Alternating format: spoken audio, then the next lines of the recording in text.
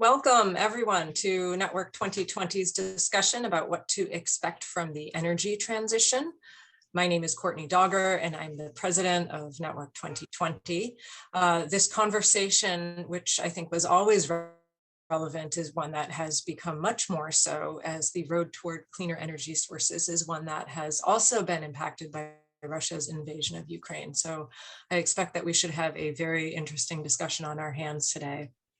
As background for those of you who are joining us for the first time, Network 2020 is an international inclusive community, and we really bridge the gap between the private sector and the foreign policy community.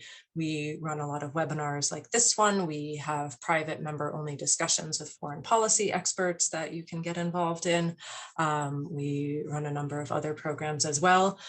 So highly encourage you to check out our website, and a lot of our briefings, if you can't attend, are also available on our YouTube channel afterwards. We are very pleased today to be joined by Reed Morrison and RJ Johnston. RJ is a special advisor on energy and climate to the Eurasia Group, and he's an adjunct senior research fellow at the Columbia Center for Global Energy Policy, among many other activities that he's done throughout his career. And we also have Reed Morrison. He is the lead at the Global Energy Advisory Group at PwC. And again, like RJ, has decades of experience in the industry. So we'll bring a wealth of experience to that today. So with that, thank you both for being here, and let's dive in. I'm going to start with you, RJ. So before the news got overtaken by Russia and Ukraine, we were all very focused on climate change. And to slow and reduce climate change, major economies all over the world, they've pledged to phase out fossil fuels and try to make energy production CO2 neutral. So in your assessment, where does the world stand at the moment in that drive, and how will this transition be affected by the war that Russia started in Ukraine? Thank you, Courtney, and thank you for inviting me to join this Network 2020 event. It's great to do the event with you and Reed, and look forward to the discussion. So this week, the International Energy Agency released its 2021 report on global greenhouse gas emissions that suggested that global greenhouse gas emissions rose by 6% from 2020 to 2021. And a big part of that was recovering from COVID and the low levels of economic activity we had then. But also we saw a lot more coal use, in large part because of very high natural gas prices, causing people to switch back to coal in certain parts of the world, Europe and Asia in particular, even in the US, believe it or not. So I think that's kind of an illustration of the challenge, right? That I would say in 2019 and 2020 and 2021, certainly COVID was a big part of that. But as you suggested in your question, governments were very focused on energy transition and climate, but they probably lost sight of the other sort of two legs of the table, right? The so-called energy trilemma, which is how do you develop energy policy that certainly accounts for climate sustainability, but also accounts for affordability and accessibility, as well as sort of security of supply as well. Unfortunately, the Russia-Ukraine thing is a horrific and violent reminder of that vulnerability. And now I think, as you said, policymakers are trying to readjust and say, do we need to put some of these climate considerations on hold while we deal with the oil and gas spike associated with Russia-Ukraine? Or is the correct answer to go faster towards renewables so we don't get ourselves in a situation again? And I'm sure Reed would agree that that's sort of a false choice. We really need to do both. We need to have stable oil and gas supply in the short to medium term, while making trillions of dollars a year of investment for longer term transition towards wind and solar and batteries and hydrogen. So it'd be great to see political leaders trying to pull both those levers. Europe has always been, I just want to ask one follow-up to this, really looking at Europe, because they have been a leader in the energy transition. They're also, that is probably most impacted by what's happening right now, including with energy. So how do you see the consequences of this crisis playing out vis-a-vis Ukraine, in Europe in particular? So it's worth asking, why is Europe a leader in the energy transition? Like what is the single reason why they have been out ahead? Probably Germany and California are your sort of two case studies. I would argue that's if they had, the Permian Basin or the oil sands or a Gulf of Mexico size resource or Saudi Arabia size resource, they would be quite happy to consume oil and gas. But a lot of the energy transition focus began with their concerns about energy insecurity, right? First, the oil shocks in the 1970s, then developing resources like the North Sea, but then realizing that wasn't going to be enough. And then seeing the problems of being vulnerable, not just on Russia, but on places like Iran and Libya and others as well, Nigeria, that have been unstable suppliers. So I think energy security has been a big factor in driving their energy transition. And then certainly, yes, concerns about physical climate change, about getting to the 1.5 degree scenario, managing all the potential fallout in terms of extreme weather and fires and droughts and things like that, that would certainly impact Europe in many ways, including refugees from Africa and the Middle East that would be, climate refugees essentially. So, again, like I said before, I think Europe has been pushing hard. They set a 55% greenhouse gas reduction target by 2030, which is incredibly aggressive. Will this crisis with Russia or Ukraine help them get there faster? Well, one thing it will do is that at these very high level of fossil fuel prices, it's really going to shift capital towards clean energy, and it's also going to destroy demand, right? You're going to destroy a lot of industrial demand, much like the oil-fired power plants in the 1970s in Europe shut down after the oil shock. Some of that will play out here as well. Unfortunately, that also has a big human cost and big disruption to the economy. So there'll be lots to watch in Europe for sure. Great, thanks. And just returning to you quickly on that question, just zooming out a little bit more. The energy transition obviously has different implications for different states. So how do you see different countries approaching their transition and overall, even prior to the invasion? And what are some major themes or lessons learned or best or worst practices that you've been seeing? I'd say the worst practices is moving to a new form of energy when you don't have that energy at scale. And so I'm not trying to be chippy or anything, but it's more a matter of there is a pragmatic side to this thing called the global energy system, which goes into sort of thermodynamics. And it's one of those things I wish everyone could take a 101 on energy sources and then energy demand, and then do the simple math of how do you meet that demand with the available sources. So when you look at the best practices, it may sound a little bit odd, but I look at China as actually having a very thoughtful 100-year plan that is trying to, one, provide the energy needed to grow the quality of life, grow their economies, and using the available energy sources, and then putting in place the initiatives for a transition, but they're not trying to leapfrog the transition from having a reliable energy system.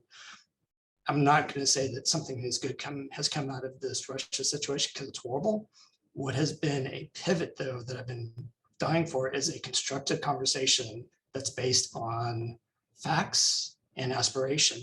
I think the oil and gas industry has been stuck on facts and short on aspiration and ambition. And I think politicians and other stakeholders have been long on aspirations and short on facts. And we were talking past each other. And what I see as a big takeaway from this is there's a grounding in the facts and there's a collective ambition. And that's, to me, what's really necessary for this, because we're all on the same rock. And I don't know anybody that doesn't want a clean environment. And this thing called the energy system didn't exist 200 years ago. And guess what? We were 1 billion people. Now we're 8 billion people. Not hard to see that if we don't have reliable energy, we don't have a lot of the other things that we take for granted. Great, thank you. RJ, you wrote a report last year in the Atlantic Council in which you wrote that the demand for oil will peak and then eventually fall in the near future. How would such a peak demand situation affect the oil market and the geopolitical situation of oil producing countries? And how might this current crisis that we're going through affect that calculation? I have to caveat a little bit, Courtney, because I was quite careful in that report to say that if demand for oil peaks, what would happen? Because, I have no idea. I've made many guesses over the years. Correction noted. But look, I mean, enough serious people, especially a couple of years ago, were forecasting some kind of peak demand associated with the net zero scenario or the Paris Agreement or a big surge in electric vehicles, all those things combined. So that's interesting. If that does happen, right, that scenario, what will happen to so-called petro states, right? States that are really built around oil as their primary economic activity. Certainly would be disruptive for the US or Canada, Brazil, but these are big diversified industrial economies that, would be difficult, but we would transition. The focus in that paper was really on countries like Venezuela or Libya or Iraq or Angola, Algeria, Kazakhstan, where oil is overwhelmingly the key driver of the economy, and there's not necessarily a plan B. I thought that was a really kind of interesting national security question because, we've already fought wars or have sanctions with a bunch of those countries. And we've seen them as failed states at times. And, a country like Libya, I mean, what is the plan B there? Like what is the vision for the Libyan economy as their oil production fades? I noticed this as well, and I'm sure Reed did too, that 10, 20 years ago, there was a lot of big international oil companies and investors and private equity looking to develop exploration in these countries. And it slowly has disappeared, partially because of US shale and a lot of the big IOCs coming back to the home market in the US, but also in Europe, especially companies like BP getting out of exploration into renewable energy. So I think we talk about stranded assets. I really don't like that term because assets are associated with people and countries, right? The oil by itself on the ground is worth nothing. It's the people who actually use it in their gasoline tank or, in their refinery or whatever, where the value is created. So I'm really worried, not so much right now, obviously, because the next couple of years, looks like oil price would be quite high, but this very volatile market we're in and the potential for a shift towards lower oil demand will be very disruptive for a number of those countries. And do you see anyone, and by anyone, I mean government agencies, whether in those particular countries or here in the US or international agencies that are actually looking at that question? Because like you said, it has a lot of national security implications. It's funny because for policymakers trying to do long range planning on a sort of extremely cyclical industry, we had COVID and a huge price crash in 2020. So then it's like, oh, we need to save the oil industry. Then here we are 2 years later. It's like the oil industry needs to save us, right? And that's the kind of world that we live in. And if you say to the White House, I'm really worried about Venezuela in 2035, like, yeah, we should think about that, but we have 100 other things we have to worry about first. So that's why I think the academics and think tank people like me are chewing on some of these issues. Oh, we definitely need people like you thinking about that stuff. So glad you're doing that. Reed, as someone who advises on energy transition and net zero goals, you see a lot of macro level trends. And so what are some of the major challenges that you're seeing in the industry right now? And I feel like asking for a timeline is not exactly realistic, but how do you foresee that playing out and over what period of time for the energy transition? So I see three major things that are happening. And first off is the fundamental strategy of the industry has changed. And up to probably 3 years ago, the focus was always on growth. It was about there's going to be this increase in demand, hydrocarbon is going to be the main supply, and we don't know where the next barrel is. So you heard of things called like, peak oil. But what it meant was the capabilities that all these companies built were focused on growth, and their mentality was focused on we will get rewarded as we grow the size of our asset base, and you'll see the increase in the share price. Then when the industry essentially overproduced and they destroyed a lot of capital, and then the energy transition theme starts coming in place, the investor community essentially said, we're out. You've burned up a lot of our capital, and then we don't know if there's going to be a demand for your product in 30 years. So we're out. But what has always been the case is there's a group of investors that will always reward a dividend. And you think about the job of somebody who manages a pension fund, their job is to stay ahead of inflation. So if you can give me a dividend of 5%, I will support you. That was a hard pivot for the management of a lot of these companies to make, where it wasn't about growth, it was about returns. And that has become something that has stuck and it's been rewarded. And now you see these oil and gas companies restructuring their business to where they can make a profit at $40 oil. And then what happens when oil goes up? They say, we're going to buy back shares, we're going to have a special dividend. All of this is going to create the second thing that's really unpleasant for people, which is we have a supply shortage. Now, I've been saying this for 4 years because I know the lead time it takes to develop a reserve and find the next barrel, and it's not measured in months, it's quarters or years.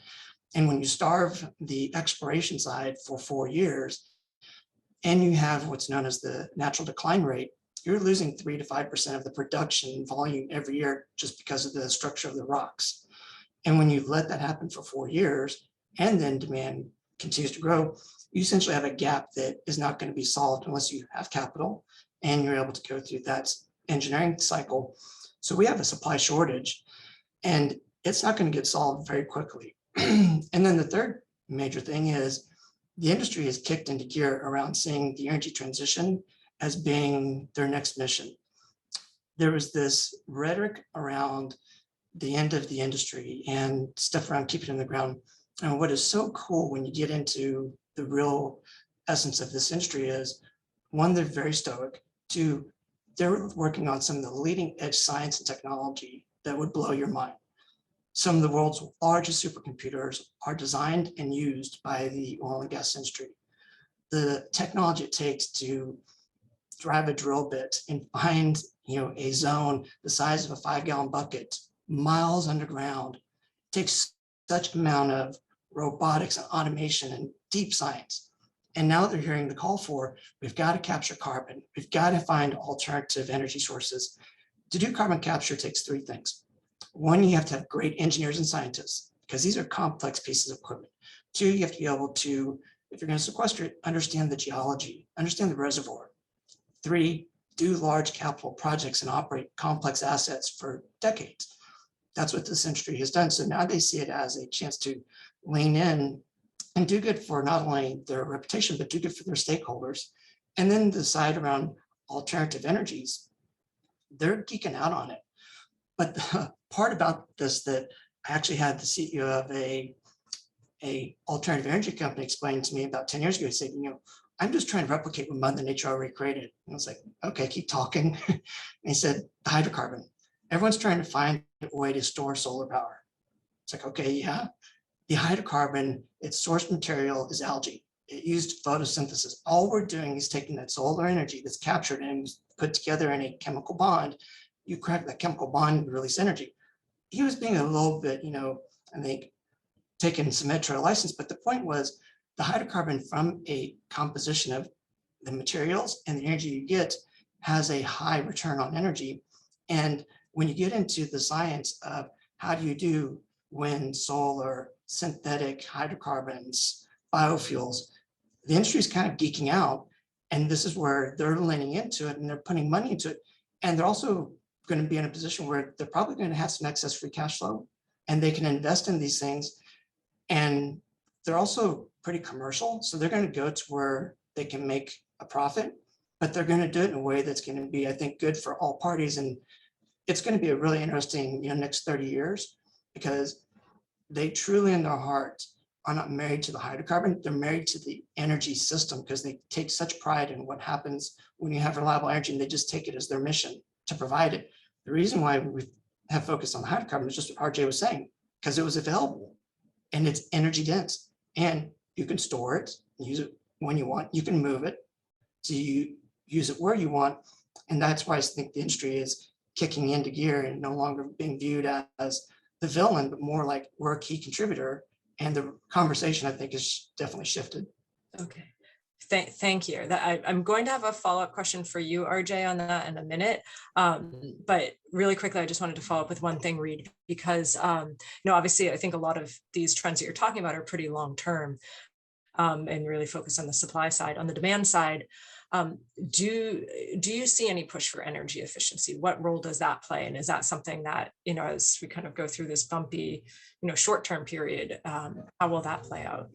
I'm the person always going around and turning off the lights in our house. Energy demand is one of the main, I had a client say, energy demand is essentially the fifth energy source. If you could actually not use energy when it's not needed, there's huge savings, and that just adds to the supply side of it. So I think the demand side, we're short on energy. The demand profile is just going to grow, and then the call for the hydrocarbon, and I liked RJ's paper because he didn't say oil demand's going to go down. He said it may possible, but what you see in every one of the forecasts is there's a lot of energy supply that's going to come from the hydrocarbon. Hopefully people start to get their head around nuclear and realize it's a really important part to the supply. And the demand side of it, I think, is only going to grow. The supply side of it, I think, is where the $64,000 question is. Great, thank you. I'm going to have a follow-up question later on nuclear, but we'll get to that. What I wanted to do is turn to you, RJ, because of what Reed had said about sort of, well, we're using hydrocarbons because that's what we have. And obviously a changing energy system will change a lot of things. And, past and current crises around energy, they're often about oil fields and pipelines and refineries.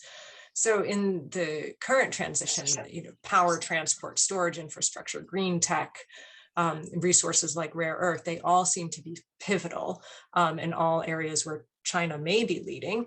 And so, how do you see energy-related conflict points emerging in the future? What are they? What should we be paying attention to? Yeah, I think there's two types of conflict, right? One is dealing with the aftermath of these failed petrostates. And that will include communities within the US and Canada, right, that at the local level we're very tied to oil and gas, or the internal combustion engine, for example. And then to your question, could there be sort of nationalism and conflict over security supply for clean energy? And I think that analogy is tempting, but I'm going to resist the temptation, mostly because I think when it comes to mining and minerals that are necessary, so-called critical minerals, to develop batteries and wind and solar technologies, electrolyzers, things like that. Much like oil, there's lots of oil in the ground. There's also lots of copper, nickel, and lithium out there. It's really a question of developing the technologies to produce them at a reasonable cost, and these days in a sort of sustainable and low carbon manner, and to get the social license from local groups that may live in the area. We have a lot of work to do at that level to get a clearer pathway to developing these kind of projects. There are a lot of mining companies listed in London and Toronto and Vancouver that have great resources, but nobody wants to fund them because the pathway to developing what they have is too complicated from a social and environmental perspective.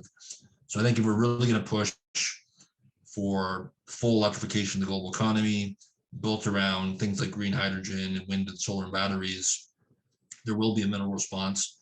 It is possible that China and the US could compete on certain assets, but I think what will happen is the Western Hemisphere is the natural supply chain for US manufacturers, and Africa, the Middle East, Southeast Asia, Central Asia is the natural supply chain for a lot of Chinese manufacturers. And that's something in the Belt and Road Initiative, things like that reflect that to some degree. It would be interesting to see if the US and China could actually work together to develop some of these supply chains. That actually does happen. If you look at a company like Tesla, their supply chain runs through China. It's not particularly, even though we've had all the craziness in the US-China relationship, it hasn't really, for the most part, disrupted that dynamic. So maybe if we leave it as a business-to-business issue, it could be resolved. But if it gets to be geopolitical, then other factors could interfere. But there'll be a lot of stress, right? The kind of volumes that we need of all this technology are so large, and the supply chains are so nascent. The huge opportunities to invest, but a lot more work needs to be done to get kind of sustainable ESG aligned projects that can support what we're going to need. On that question, on that front, we've talked about supply a lot. We've talked a little bit about demand. In between, we have transmission. Is that an area where you see a lot of dynamics playing out in terms of what we're actually capable of transmitting and how we do it as demand does continue to grow. Yeah, so the IA net zero scenario says to get to net zero in 2050, we need to spend about $5 trillion a year. The biggest single category in the 5 trillion is transmission and distribution and electricity systems. Because electrification is such a key part of the strategy, and it can't be just regeneration, it has to be carried electricity to the consumer. That's in an area where someone like China has an advantage of building transmission wherever they want, whereas in the US, it's a very complicated process involving counties, municipalities, states, federal governments, all kinds of stakeholders. I've also sometimes said, perhaps to the detriment of many of my clients, that the only people who make money in energy transition are the transmission operators, right? I think, developing solar generation, the rate of return on that is actually quite low. There's more supply than demand. A lot will change over time, but the transmission system operators and those that provide grid management solutions that can integrate variable renewable energy resources with batteries and with electric vehicles and with smart homes, that's where the money is, right? That's the sort of software side of the business. And there's incredible opportunities around that. And we really need it to move from a very centralized grid built around large fossil fuel generation to this decentralized grid that has a lot of variable renewables and storage and other systems. So that's where I think there's a great opportunity. Again, if we can find the right policy framework. Thank you. Reid, back to you. What secondary effects do you think whatever transition takes place will have on a global scale? And how do you see it affecting the way the global economy works today? I think the secondary effects are going to be pretty profound, because there's going to be ambition and those that can afford to make the transition, and then those that get left behind. And they're going to be essentially using the dirtier energy sources and not having the ability to capture those emissions. And I worry about the fact that we don't have a global governance model for energy supply nor energy use. And you've got several regions in the world that have a lot of prosperity and they have the privilege of thinking about an energy transition. And then there are other regions that are using wood to make their dinner. That's a hard fact. And I see people make the analogy of, when certain developing countries got access to telephones, they didn't use landlines, they did cell phones, and they leapfrogged. Oh, I agree. This is not a technology innovation cycle that's going to mirror what we've seen in high tech and mobile phones. This is hard stuff. Energy, it's a very dynamic thing to produce, to transport, and it takes a huge amount of money. But when you get that energy system, then you unlock a lot of potential and you have things like prosperity. So when you think of secondary effects, the prerequisite is that you have an energy system. And then the necessary ingredient is you have capital to fund the transition. Well, there's a big part of the world that don't have those two things. So the secondary effect is, I don't think those that have the opportunity and the capital are going to subsidize the other parts of the world until they've made their own transition. And you mentioned, that there isn't this international energy organization or transition body. Do you ever envision something like that coming about, or is it just a total non-starter? I guess I'm a pragmatist, and I respect human behavior. That there was a saying by a Dutch physicist about 80 years ago that said, making predictions is really hard, especially about the future. I think it's one of those things that the situation calls for it, but I just don't know if we've got the mindset collectively to get there. That makes sense. And there's certainly a lot of challenges that other international bodies have faced in other crises. So I'm going to start taking some questions from the audience. So let's start, let me see, where do I want to start? I will direct this one to you, RJ, I suppose, but obviously feel free to jump in. And the question is, where is the moonshot effort to move to solar and wind especially? And if this requires consensus building of the electorate, how can we accelerate the process of informing people of the need for the net zero transition? Great question. I'm actually quite involved in a pretty big solar project myself these days. The solar moonshot already happened, and it was led by the Chinese government, right? I mean, and maybe the German government, California. So, solar is very cost competitive on a levelized cost basis with natural gas and coal and other technologies. Same with wind, and China and Germany and California played a big role there as well. And what the moonshot consists of is really investing in the supply chain, creating investment tax credits and production tax credits for consumers, creating renewable energy certificates.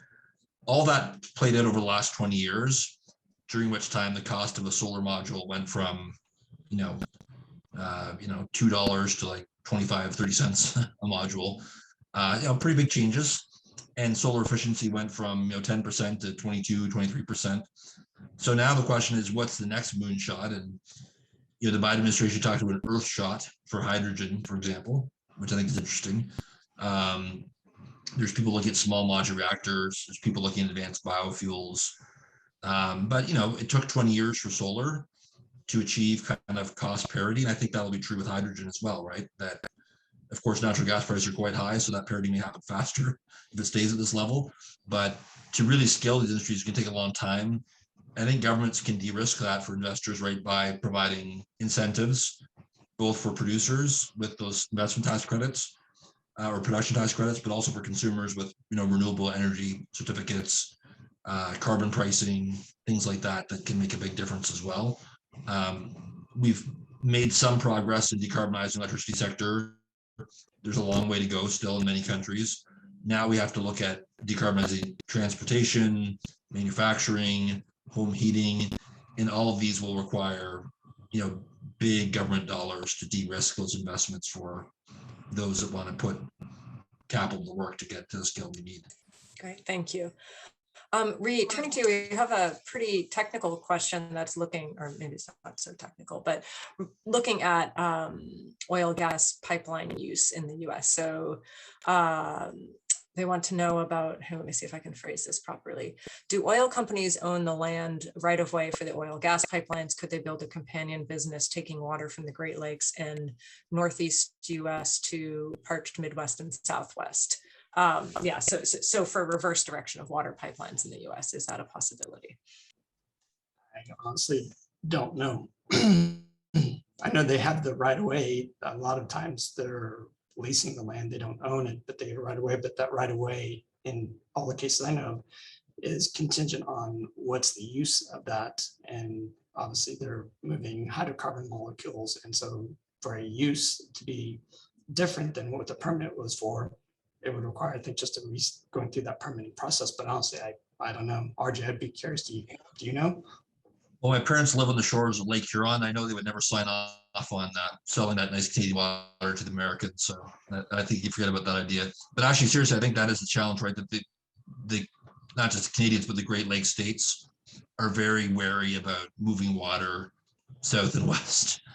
Now, that's a really interesting issue. You have, for example, Chicago takes water and from various places. What I was thinking actually, Reed, was we've already seen these pipeline reversals, right? It used to be we moved oil and gas from the Gulf Coast up north to supply the Midwest. Now a lot of those pipelines have been reversed to send, oil sands and shale and Bakken barrels down to the south as well. So you do see these pipeline reversals, but I think it's, I think the large scale movement of water, and I agree, water is a major 21st century challenge, especially with regions that were mentioned, but it's gonna be really difficult at the local level and the state level and provincial level to get that water moved. Yep. Great, thank you. Let's see. I will start with you, RJ, with this one. And again, please feel free to jump in, Reed, if you'd like. And I'm also going to lob my own question in there too. So the questioner wants to know, what are the best initiatives to recycle nuclear waste and space waste? And related to that, I just wanted to tag on a question about the role of nuclear power, which obviously is one that I think a lot of people see a lot of potential in, or had until a couple of weeks ago. And even just this morning, I think it came out that the Russian attacks on the nuclear power plant in Ukraine were a lot riskier than they first appeared. And so how does nuclear play into all of this? So what are the best initiatives to recycle nuclear waste and space waste? And do you see, what role do you see nuclear playing in the transition, particularly now that we have these newer fears around attacks on power? I mean, the best thing for the nuclear industry is high natural gas prices, right? And so we certainly have that now. And the European governments are looking closely, and even Japan after Fukushima is now, as this morning, talking about should we restart nuclear power plants? And I think the answer is yes, you should, right? Because there's just not enough flexible gas supply out there to help Europe and by extension the global economy get through this crisis. So nuclear has to be part of the conversation. In the future, small modular reactors actually produce a lot less waste and could be an attractive option, especially because they're smaller and lower cost and can be deployed more easily with a standard design. As far as building big new legacy reactors like you have in places like Ukraine, I don't think there's going to be a lot of appetite for that. But if you can get the technology breakthrough, get costs down, less waste, a more standard design, that seems to be where the opportunity is, particularly if we get higher global carbon pricing and higher natural gas prices. Thank you. Fareed, what are some of the modes of failure of an energy system collapse? So, and will we be able to sense it when it becomes imminent? I'm going to answer it in two ways. One is around the electrical system, and that failure is usually not something that you can see coming. And it's either a catastrophic event or a mechanical failure, but it's hard to sense when the grid is going to go down. The catastrophic failure of the global energy system, you can absolutely see when it's coming, because you can look at the imbalance of demand and the shape of the demand, and then the energy sources and the characteristics. My heart breaks for my colleagues in Europe that had a really tough time when there was not enough wind and there was not enough solar, and they had sunset a lot of their dispatchable generation. This is boring stuff. A lot of people don't like to talk about this. And when you allow an energy system to become dependent on something that's variable, well, I can predict you're going to have failure. You're standing on one leg on a teeter-totter, you're going to fall over. And that's where you can see the energy system. You can predict where the failure points will be. Thank you. RJ, what would have to change for Europe to survive, in quotes, the winter without Russian gas? And what would set this in motion in the long term?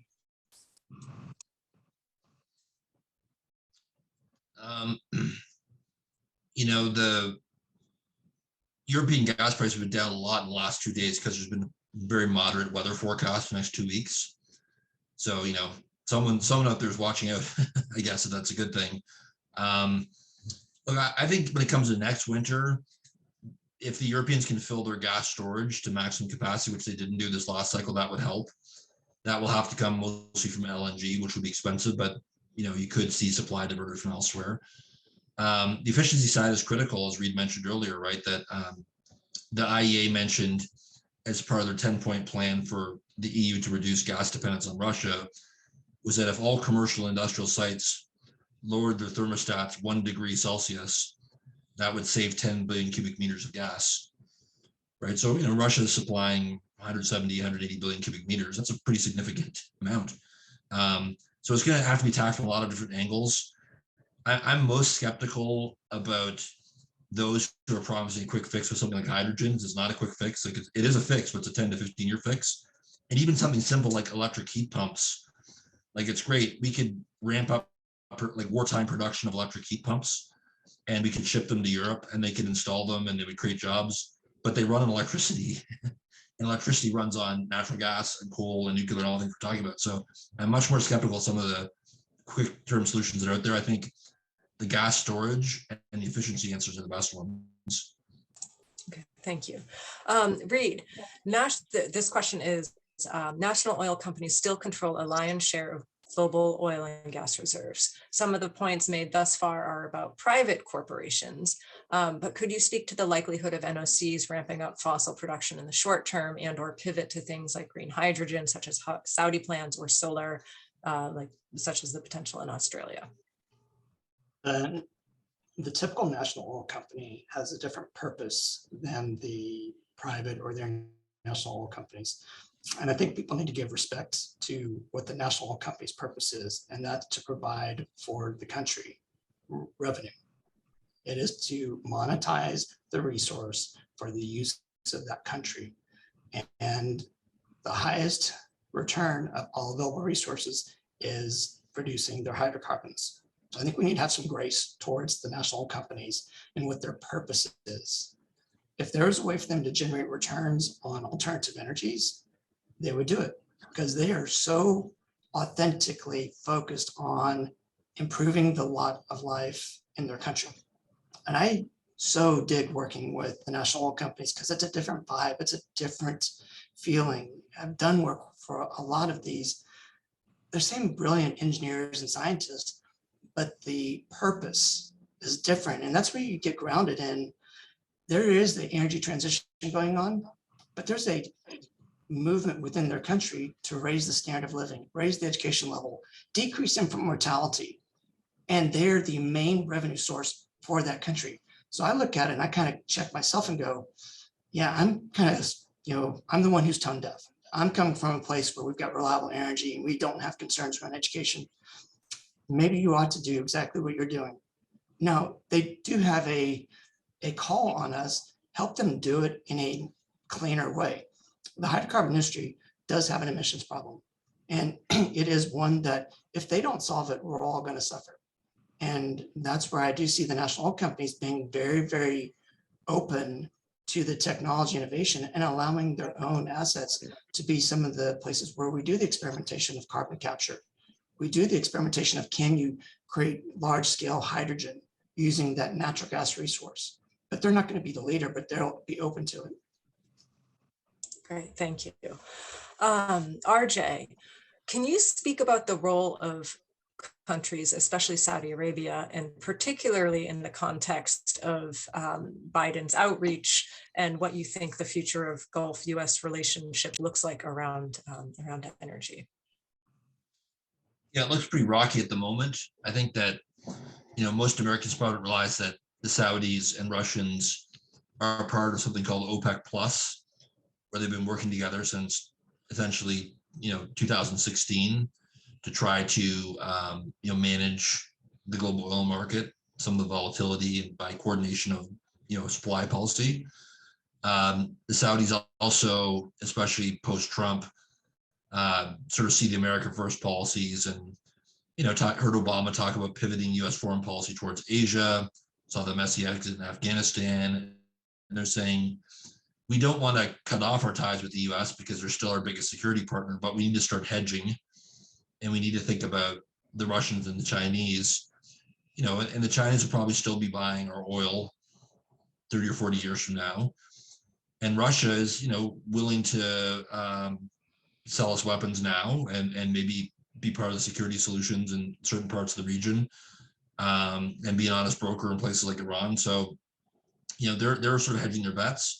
So when they look at the current crisis with Ukraine and Biden sends out the call for more OPEC oil, they're saying, well, we'll think about it, but we need to talk to our Russian partners and decide what's best for the whole organization. And also, we still see a lot of COVID in China. We remember 2008 when prices went to $147 a barrel. There was huge demand destruction, and the market had to rebalance after that. So they're not responding as quickly as the U.S. might hope. Part of that is to do with this administration, but I think the bigger piece is just to do with this hedging behavior and the fact that the U.S. experience in the Middle East has been so bitter the last 20 years since 9/11, and we've been basically scaling back our interests that they're looking at other actors besides just responding when the U.S. calls these days. Thanks. Not just the Saudis, but the UAE as well, which is even more surprising. True, thank you. Reed, what is the role that citizens, aka consumers, can play in the energy transition? What can they do in the short term, and what do they need to do in the longer term? That's a great question. I'm just going to answer this not as an industry person, but just a user of energy. One, turn off the lights and be very mindful of the energy you use. And two, engage in the dialogue around what you want, and have the soberness of mind to put in that Maslow's hierarchy of what do you need and then what do you want, and then what can you afford. I'm not saying it's all about economics. I'm not that ruthless of a capitalist. I'm just pragmatic, and I would love to have complete, energy that was emissions free and high density, storable, movable, and cheap. Doesn't exist, but I can hope. And what I think we as energy users can do is get grounded in the energy system and then monitor your own usage. And the more that we can start working together, the more that we'll realize that we have a shared goal.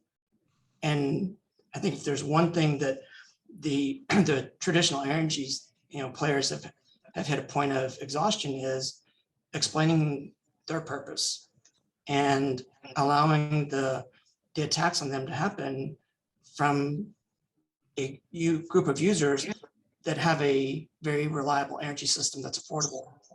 And that's why I say it takes a bit of a stoic mentality in this space. And I would ask people, be part of the solution and have that conversation, because I think there's a shared mission that we all have. And those of us who work around the hydrocarbons, we know it's a finite resource. We're not dense. We're not sitting here going, it's a renewable resource. We know there's a limited amount, and we're trying to find the renewable energy sources that are scalable and reliable. And I think as individuals, getting it grounded on the energy system is probably an important first step. Let me jump in that one too, Courtney. Yeah, I think that's something near and dear to my heart, because a lot of people talk to me and say, well, I can't do anything about the climate. It's all happening in China, or it's ExxonMobil, or it's someone else's fault.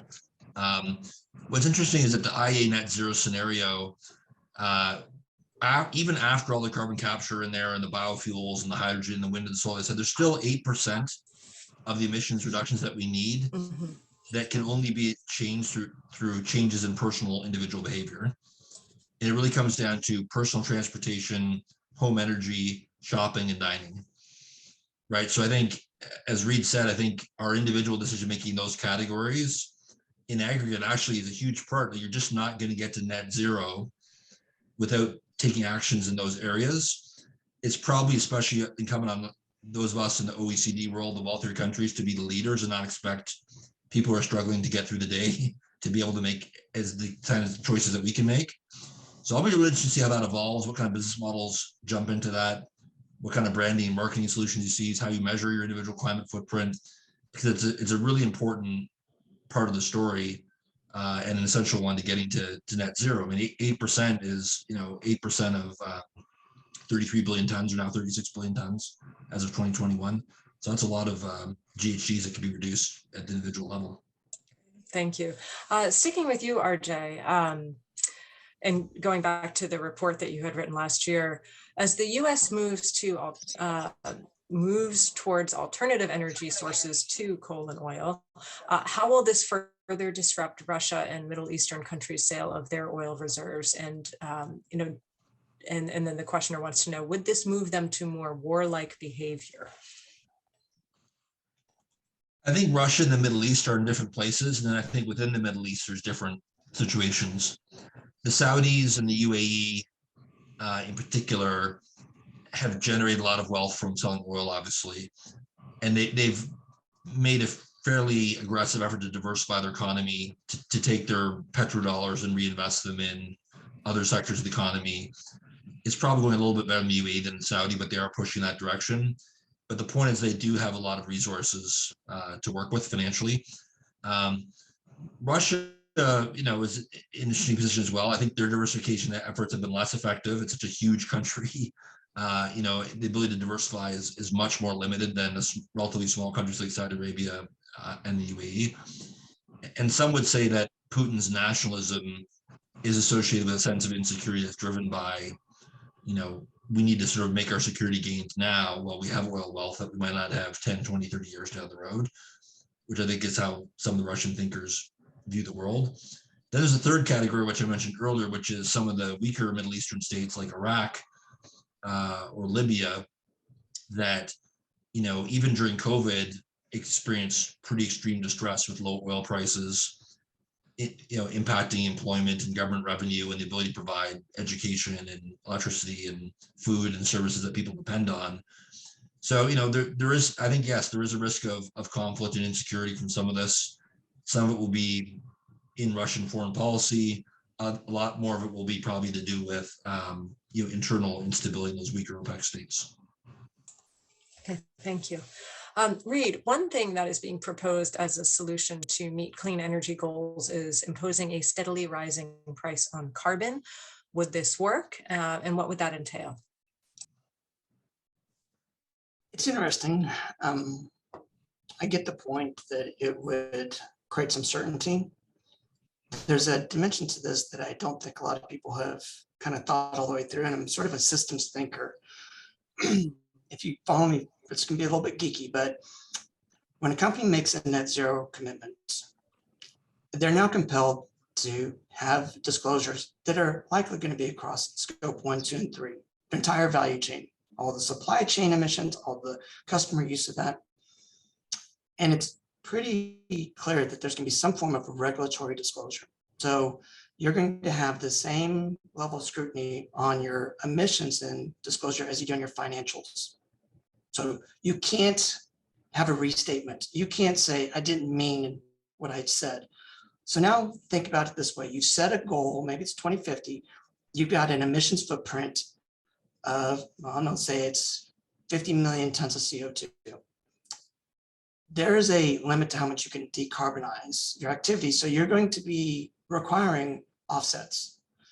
The lovely thing about supply demand in free markets is there is the price setting that comes from supply demand. So long way of saying, I see that there's going to be a market dynamic where there is going to be a huge amount of offsets needed by publicly traded companies.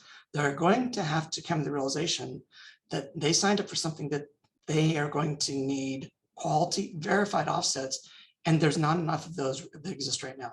So therefore, there's going to be an increasing price of a ton of CO2 that's verified. And because you're a publicly traded company, there's a lot of need to have a verified ton of CO2 that isn't something you'll find was maybe not nearly as authentic as you believed. And what you're starting to find from the last 15 years around some of the emissions trading schemes is a lot of the offsets that were marketed didn't actually sequester a ton of CO2. And so as a publicly traded company who's going to have a disclosure, you're going to be very compelled to find that offset that is truly an offset and disclose it. And the market price is, I think, going to be much higher than it is today. I don't think the government's going to have to do a mandate. I think the market's going to set a price that's much higher. And what sort of players are, I don't want to say regulation, but would need to crop up to ensure that this is actually happening, that the price is being set, that things are accurate, that that this whole market really is working well and is verifiable. You need a place where things can be registered, that the carbon offsets that you want to put into the marketplace, that they go through a registration process. And it's similar to how securities can be marketed and then bought and sold on many different exchanges. But first you have to file and register to essentially prove that what you're going to be selling as a securities, in fact, that is what you say. We have $10 billion of revenue. We've got operations in 4 different regions of the world. That diligence is needed. And right now there are multiple registries out there, and they're most of them are in those places that have emissions trading schemes. There is now the emergence of some registries that are going to be more open market. And that's going to, I think, be the necessary infrastructure that's needed for the market itself to have trust that if I'm buying 1 million tons of CO2 from RJ's CCUS business, I know I'm getting it because he's got it registered with that agency who's already vetted that, yes, the science and it's met the ISO standard of the verification. It's got reasonable assurance from a auditability standpoint. Those are hard things to get through. But once you get that registration approval, then you'll have the ability to sell it. And that's what I think is going to be needed. Great, thank you. I'm going to give my final question to both of you. It's a two-part question. I'll start with you, RJ. Do you see an unexpected up-and-comer in the energy transition, and who may get left behind economically? Yeah, my unexpected up-and-comer is bioenergy, right? I think that another fact from the IENET zero scenario is that 18% of the solution is supposed to come from bioenergy. And people think about corn ethanol in the US or sugar ethanol in Brazil, which, have kind of a mixed environmental performance. There's a big sort of farm policy aspect to them. But that sort of takes out the whole interesting conversation around ag tech, right? It's this really hot emerging area about how can we use non-edible crops and oils to probably more on a niche basis, like on a closed loop basis, really decarbonize, entire cities or industrial projects, municipal solid waste, leftover materials from forestry and from pulp and paper production. And the amount of technology and innovation that's going on there is amazing. Now, none of it is as sexy as a huge CCUS project or a big hydrogen project or a 500 megawatt solar, but in regions that have a lot of this material and have the human capital to really innovate, I think that's an incredibly exciting opportunity. So I'm working a lot on that in Colombia, and I think you're not seeing as much attention on that as you are on batteries and EVs and hydrogen, which again, we need that too. I'm not saying we don't. I think my up and comer would be bioenergy. And then in terms of those who get left behind, obviously I made the case in my paper for the failed petrostates. The other one I think is amazing is the internal combustion engine worker. Right, again, growing up in Southern Ontario and, knowing the sort of auto economy around Michigan and Ontario and Ohio, and, there's a massive disruption coming, that the number of workers it takes to build an electric vehicle versus the number it takes to build an internal combustion engine, it's going to be an unbelievable disruption. And the fallout from that, we're just getting our heads around. So as we talk about, oh, great, we're going to stop, we'll make it legal to sell internal combustion engines by 2035, which is the Biden administration policy. That gives you, 13 years to figure out where those workers are going to go, because I would say maybe 20% of them will go into the EV factories, which are mostly run by robots. And an EV has so many fewer parts that the supply chain is much smaller as well. So that's the one I'm most concerned about. Interesting, thank you. And Reed, same question for you. Unexpected up-and-comer and who may get left behind economically? I agree with RJ on the biofuels. I've seen some amazing stuff where yeast can chew and eat on any type of material and it produces isobutane and you can fly a jet on that. That is just amazing stuff. Now it's Mother Nature, and so that yeast has problems where it gets sick and it changes. But I think it's a fascinating area because that leads to my second point is who gets left behind. We've got to figure out how to recycle. We have a finite amount of resources, and where we crack the code on how to recycle things in an efficient way, those are going to be the places where I think you want to live. And then there's going to be those areas that don't, and those are the ones that are going to get left behind because it's going to be a single use consumer, and it's going to have probably dirtier energy, more pollution. And that's where I think it goes hand in hand is we got to kind of wake up the fact that recycling, if there was an area that I would dump a lot of money into from a government standpoint, I'd say leave the energy system to the energy players and the market. We'll figure that one out. Go figure out the recyclability of things. It is devastating how much is not being used more than one time. That's the problem that actually needs a lot of government support, because there's not a commercial market for it, because it's going to take hard science to figure out how to break down those products into the piece parts and the raw materials to then be reused. And I think that's the one area that if I get grumpy, it's that we do not have a concerted effort on recycling. And I think it's something that everybody would want to do, but we're all faced in our house with like, what do I do with this thing? And like, and then eventually, you know, you're just like, well, just throw it in the trash. And that's not something that I think anybody really wants to do. So, so I think, yeah, that's a great answer. So thank you both. This was a fascinating conversation. I really appreciate your knowledge and just your passion for the topic. Thank you to everyone who joined us for the wonderful questions. We are doing a couple of things. We have an event next week on the French election, which has, I think, become a lot more important, again, given what's happening in Ukraine. We are pulling together a series of events on what's happening in Ukraine with Russia's invasion. So please stay tuned for that. And we're really working hard to get that as soon as we can. So thank you, RJ. Thank you, Reed. Really appreciate it. And I hope to see most of you back here next Tuesday. So take care, everybody.